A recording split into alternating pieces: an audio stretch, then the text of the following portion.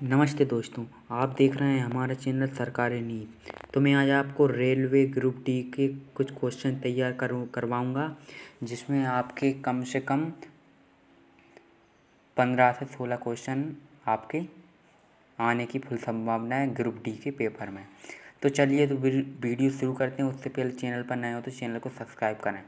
तो पहला क्वेश्चन हमारा ये है, आधुनिक आवर्त सारणी में समूह की संख्या कितनी है? तो आप बताइए कितनी है संख्या?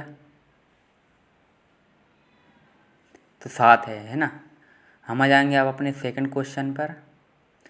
प्रकाश का वेग अधिकतम किस में होता है? तो प्रकाश का वेग अधिकतम किस में होता है? तो निर्वात में होता है ना। हम आ जाएंगे अब तीसरे क्वेश्चन पर। मनुष्य के शरीर में रक्त बैंक किसे कहा जाता है? मनुष्य के शरीर में रक्त बैंक किसे कहा जाता है? तो प्लीहा को रक्त बैंक कहा जाता है ना। चौथा है हमारा, ओम का नियम किस राशि के बीच संबंध बताता है? ओम का नियम किस राशि के बीच संबंध बताता है? तो ये बताता है धारा और विभवांतर के बीच, है ना। हम आ जाएंगे अब अपने 5वें क्वेश्चन पर। तो क्वेश्चन ये है, धोने वाले सोडे का रासायनिक नाम क्या है? बताइए, धोने वाले सोडे का रासायनिक नाम क्या है? तो इसका नाम है सोडियम कार्बोनेट, है ना। छठे क्वेश्चन पर आ जाएंगे हम। एक अश्व शक्ति कितने वाट के बराबर होती है? एक अश्व शक्ति कितने वाट के बराबर होती है? तो ये होती है 746 वाट के बराबर, है ना। फिर आ जाएंगे हम, कोशिका की खोज किसने की थी? ये तो सबसे सरल और इजी है, तो कमेंट में बता दीजिए। मैं ही बता देता हूँ इसका आंसर। इसका आंसर है रॉबर्ट हुक, है ना। 8वें क्वेश्चन पर आ गए हम। पीतल किन दो धातुओं का मिश्रण है? पीतल किन दो धातुओं का मिश्रण है? तो ये है तांबा और जस्ता के, है ना। तांबा और जस्ता का। 9वां क्वेश्चन पर आ गए हम। मनुष्य की आँख के किस भाग पर वस्तु का प्रतिबिंब बनता है? मनुष्य की आँख के किस भाग पर वस्तु का प्रतिबिंब बनता है? तो आप इसका आंसर बताइए। तो इसका आंसर है रेटिना पर, है ना। अब आ गए अपन अपने 10वें क्वेश्चन पर। तो 10वां क्वेश्चन का ये है क्वेश्चन, बल का एसआई मात्रक क्या है? बल का एसआई मात्रक क्या है? तो इसका एसआई मात्रक न्यूटन है ना। 11वें क्वेश्चन पर आ गए हम। रॉकेट किस सिद्धांत पर कार्य करता है? रॉकेट किस सिद्धांत पर कार्य करता है? ये करता है संवेग संरक्षण के नियम पर, है ना। 12वें क्वेश्चन पर आ चुके हैं हम। मनुष्य के शरीर का सबसे कठोर भाग कौन सा है?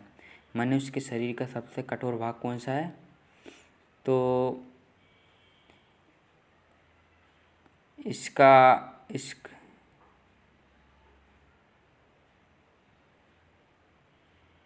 इनेमल, इसका आएगा इनेमल, है ना।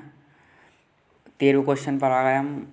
लाफिंग गैस का रासायनिक नाम क्या है? लाफिंग गैस का रासायनिक नाम क्या है? तो लाफिंग गैस का रासायनिक नाम नाइट्रोजन ऑक्साइड है ना। 14वें क्वेश्चन पर आ गए हम। रक्त का थक्का जमाने में कौन सा विटामिन मदद करता है? रक्त का थक्का जमाने में कौन सा विटामिन काम करता है? विटामिन के, है ना।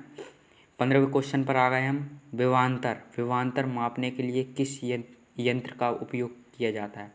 विभवांतर मापने के लिए किस यंत्र का उपयोग किया जाता है? तो वोल्टमीटर का उपयोग किया जाता है ना।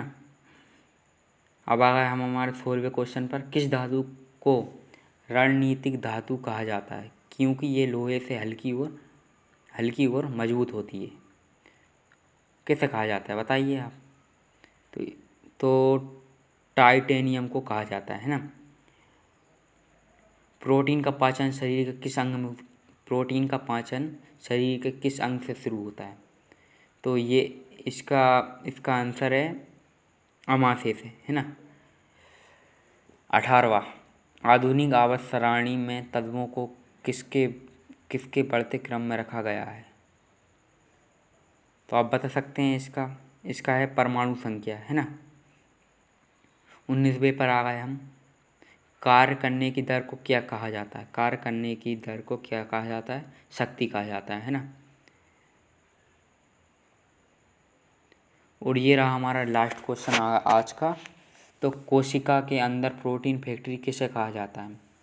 कोशिका के अंदर प्रोटीन फैक्ट्री किसे कहा जाता है? तो आप इसका जवाब कमेंट पर लिख कर बताइए। और आज के लिए बस इतना ही, फिर कल मिलते हैं नेक्स्ट वीडियो के साथ। और वीडियो कैसी लगी उसके बारे में कुछ हमें बताना है। थैंक यू, आज के लिए बस इतना ही।